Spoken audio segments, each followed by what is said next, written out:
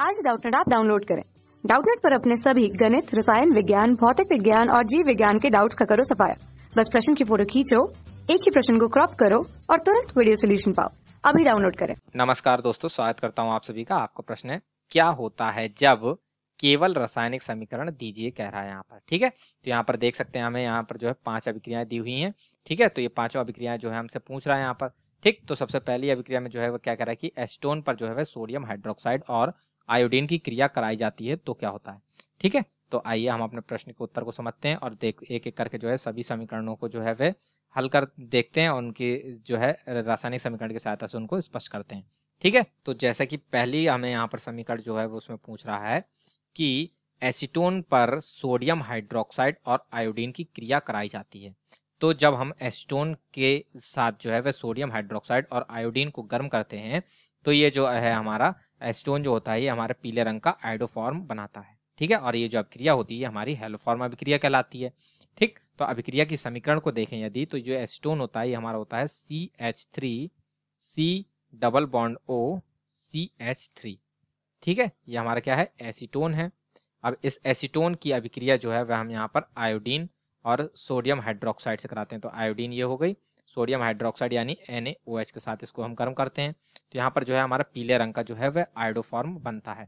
ठीक है, तो ये आयोडोफॉर्म जो होता है वो हमारा होता है CHI3। ठीक, तथा साथ में यहाँ पर जो हमें यहाँ पर सोडियम एसीटेट प्राप्त होता है यानी कि CH3COONA प्राप्त होता है। ठीक, और यहाँ पर जो है हमें सोडियम आयोडाइड और जल के अणु भी प्राप्त होते हैं। ठीक है, तो इस प्रकार से यहाँ पर जो है अभिक्रिया में जो है वह 3 अणु जो है वह आयोडीन के भाग लेते हैं, 4 अणु जो है वह NaOH के भाग लेते हैं, तो 3 अणु यहाँ पर Na के तथा 3 ही अणु जो है हमें यहाँ पर जल के प्राप्त होते हैं। ठीक है, तो इस प्रकार से जो है ये जो हमारी अभिक्रिया है, ठीक है, जिसमें इसमें जो है ये हमारा CHI3 जो है वह आयोडोफॉर्म होता है, आयोडोफॉर्म। ठीक है, जिसके कारण से ये अभिक्रिया जो है वह हमारी आयोडोफॉर्म अभिक्रिया कहलाती है। ठीक, तो इस प्रकार से जो है ये हमारे पहले समीकरण का जो है वह उत्तर पूर्ण होता है। ठीक है, तथा दूसरी समीकरण में अब हमसे क्या पूछ रहा है यहाँ पर कि सोडियम एसीटेट की क्रिया जो है वह हम सोडा लाइम से कराते हैं।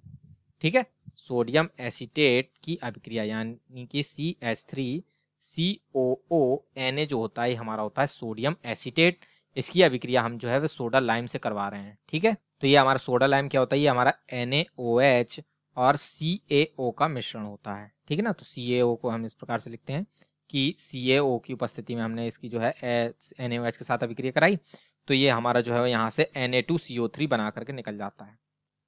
ये इस प्रकार से जो है आपस में अभिक्रिया करता है और ये Na2CO3 बना करके यहाँ से निकल जाएगा, Na2CO3।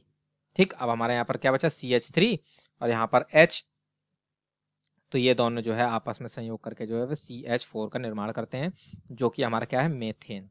ठीक है, तो इस प्रकार से जो है सोडियम एसीटेट की जब हम सोडा लाइम के साथ अभिक्रिया कराते हैं तो हमें एल्केन श्रेणी के सदस्य मेथेन प्राप्त होता है।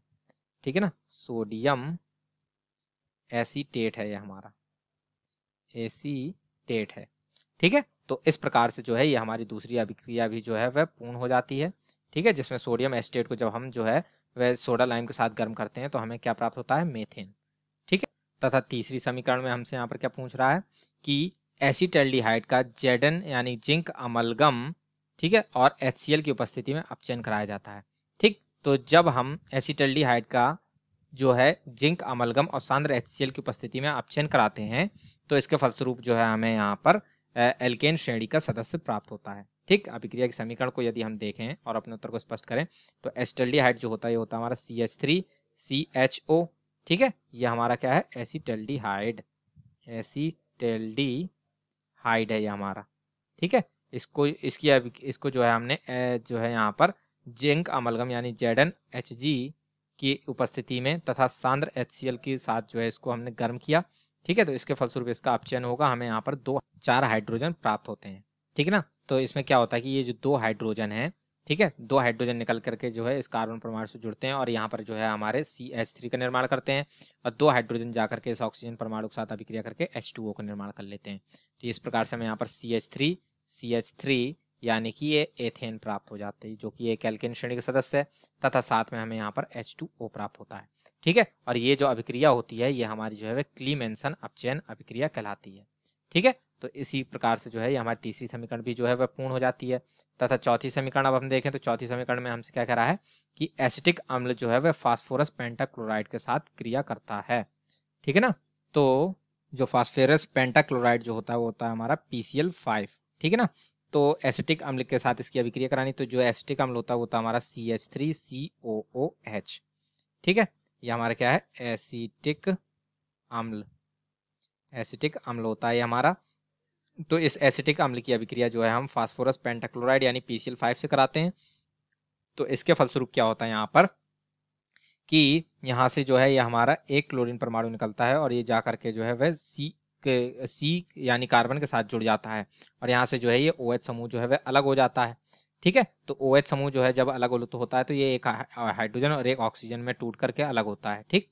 तो अब ये हमारा यहाँ पर जो है वह CH3CO है, इसके साथ एक Cl परमाणु जुड़ जाएगा तो ये हमारे यहाँ पर बनाएगा CH3COCl का निर्माण करता है, जो कि हमारा क्या कहलाता है एसिटिल क्लोराइड, ठीक है ना, एसिटिल क्लोराइड कहलाता है हमारा एसिटिल क्लोराइड, ठीक है। तथा साथ में जो है यहाँ पर हमारा POCl3 बनता है और एक अणु जो है वह HCl का बनता है, जो जैसा कि हमने कहा था एक ये जो ऑक्सीजन और हाइड्रोजन ये अलग हुए थे, ये हमारे इनमें से एक हाइड्रोजन जो है क्लोरीन परमाणु के साथ अभिक्रिया करता है और HCl का निर्माण करता है। अब यहाँ पर बचता है हमारा एक फास्फोरस, 3 क्लोरीन और एक ऑक्सीजन ये वाला, तो ये आपस में मिलकर के जो है POCl3 यानी फास्फोरस ऑक्सीक्लोराइड का निर्माण करता है, ठीक। तो इस प्रकार से ये जो है हमारी अभिक्रिया जो है वह पूर्ण होती है, जिसमें हमें मुख्य उत्पाद के रूप में क्या प्राप्त होता है एसिटिल क्लोराइड, ठीक है ना। तो ये चौथी अभिक्रिया भी पूर्ण हुई। तथा अब अंतिम अभिक्रिया में हमसे क्या पूछ रहा था कि ग्रिग्नार्ड अभिकर्मक जो है वह शुष्क ईथर की उपस्थिति में कार्बन डाइऑक्साइड से क्रिया कर जल अपघटित होता है, ठीक है। तो इसकी भी समीकरण को देखते हैं हम कि जो हमारा ये ग्रिग्नार्ड अभिकर्मक होता है ये होता है RMgX, ठीक है, जहां पर ये R जो होती है हमारी एल्काइल श्रेणी होती है, मैग्नीशियम मध्य में जुड़ा होता है, X जो होते हैं ये हैलोजन तत्व होते हैं, ठीक। तो ये जो ग्रिग्नार्ड अभिकर्मक है इसकी अभिक्रिया जब हम कार्बन डाइऑक्साइड के साथ करवाते हैं ईथर की उपस्थिति में, ठीक है ना, तो इसके फलस्वरूप जो है पहले हमें यहाँ पर एक योगशील यौगिक प्राप्त होता है जिसका जल अपघटन कराने पर जो है वह हमें यहाँ पर जो है वह कार्बोक्सिलिक अम्ल प्राप्त होता है, ठीक है। तो ये जो हमारे यहाँ पर जब इसकी कार्बन डाइऑक्साइड के साथ अभिक्रिया होती है तो योगशील यौगिक जो हमें प्राप्त होता है वो कुछ इस प्रकार से प्राप्त होता है कि ये जो मेथाइल समूह है जाकर के कार्बन परमाणु से जुड़ जाता है, ठीक है। और ये CO2 जो है ये खुली श्रृंखला में आप जुड़ वो बनता है, तो ये हमारा RC+O और ये MgX जो होता है वह यहाँ से टूट करके जो है ये ऑक्सीजन के साथ जुड़ जाता है, ठीक। तो ये इस प्रकार से जो एक योगशील यौगिक बन गया जिसका अब जब जल अपघटन कराते हैं तो ये जो है हमारा H+ और OH- आयन में विभाजित होता है, ठीक। तो यहाँ पर जो ये OH- होता है ये जाकर के MgX के साथ अभिक्रिया कर लेता है और ये H+ जाकर के O- से जुड़ जाता है, ठीक। तो इसके फलस्वरूप जो है ये हमारे यहाँ पर RC+OH तथा यहाँ पर MgXOH का निर्माण होता है, ठीक है। तो इस प्रकार से ये RCOH जो बना ये हमारा क्या बना कार्बोक्सिलिक अम्ल बना, कार्बोक्सिलिक अम्ल बनता है, ठीक है। तो इस प्रकार से जो है ये जो RMgX जो था ये क्या था हमारा ग्रिग्नार्ड अभिकर्मक, ठीक है ना, ये क्या था हमारा ग्रिग्नार्ड अभिकर्मक। तो ग्रिग्नार्ड अभिकर्मक की कार्बन डाइऑक्साइड के साथ अभिक्रिया कराने पर एक योगशील यौगिक बनता है जिसका जल अपघटन कराने पर जो है वह कार्बोक्सिलिक अम्ल प्राप्त होता है, ठीक। तो इस प्रकार से जो है ये हमारी अंतिम अभिक्रिया भी जो है वह पूर्ण हो जाती है, ठीक है ना। तो इसी के साथ जो है ये हमारे प्रश्न का उत्तर पूर्ण होता है। आशा करता हूँ आप सभी को उत्तर समझ में आया होगा। धन्यवाद। कक्षा 6 से 12वीं से लेकर नीट, IIT, JEE वो एडवांस के लेवल तक 1 करोड़ से ज्यादा छात्रों का भरोसा। आज ही डाउनलोड करें डाउटनेट ऐप या व्हाट्सएप करें अपने सारे डाउट्स 8400 400 400 पर।